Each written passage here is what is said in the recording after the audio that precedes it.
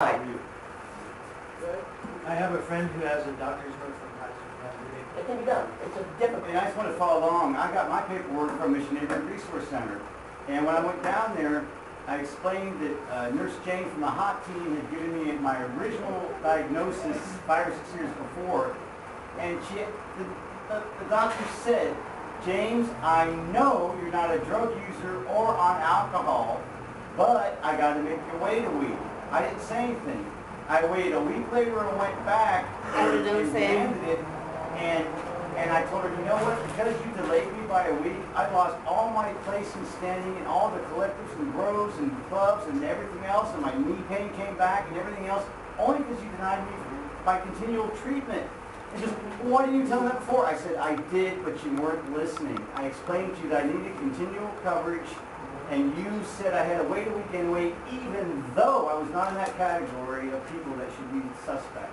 Right. And she just looked at me and she goes, I'm sorry. She went right outside, got it, and got right in, and that was it.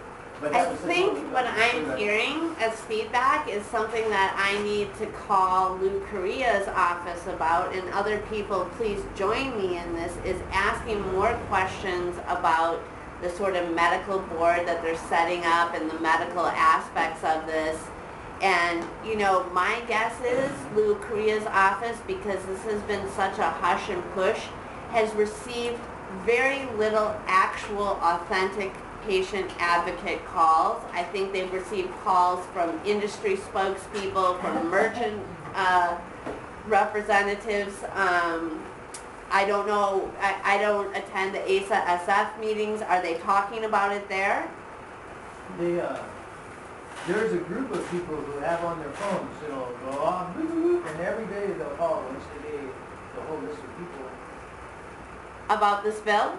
About every bill for like the last few months, maybe 6 months to a year or so. So I know the ASA is opposed to and it's rare that ASA will oppose the Amiano and those things, but that one. Nobody, see, that's what I didn't get.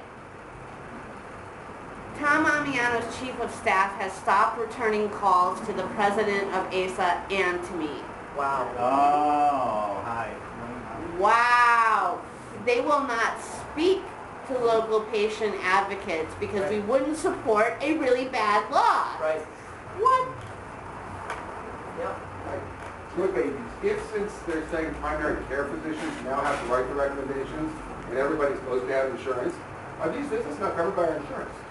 Well, that's something that, you know, Axis of Love, 2 years ago, we started this petition to President Obama that I'd like to continue, which includes medical cannabis health care under Obamacare, like for the medical cannabis states, you know, and, you know, who knows how far we're going to get with it, but I think we should take it up again because, you know, if your acupuncture and chiropractic and other what was at one time deemed alternative health care and too far out there to be covered by insurance is now covered by insurance. I mean, there was a point in American history when people thought that therapy for drug addiction and therapy for post-traumatic stress was an alternative freaky thing, you know, and now almost every, you know, insurance company will cover a percentage of psychiatric or therapeutic care for mental health. So it's like,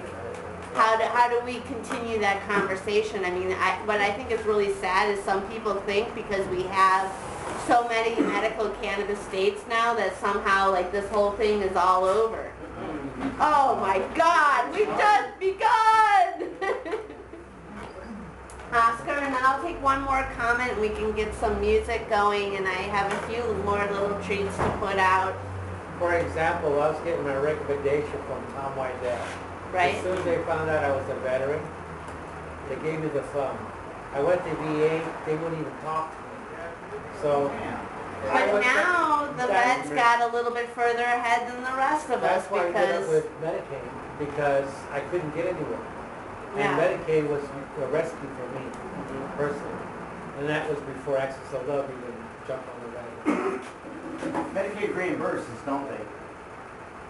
I met a patient a couple years ago that said either Medicaid or Medi-Cal will reimburse you when you bring your receipts for your. But you have to plan bring purchases. all your receipts for the year, Yeah. and then you have to make sure that somebody will give you a receipt, because way back in the day, we, in 2007, February, when Access of Love with Ross Mercarini passed, Yep. the the voluntary compassion program thing, Yeah. one of the things that was included in there that a lot of people don't understand how important it is that it strongly urged the dispensaries to give receipts to patients that requested them so that they could get reimbursed. And there's a court state case where a reimbursement happened for even the grow equipment, but it was very detailed, but I kind of wanted to get that out into the realm of possibilities for us.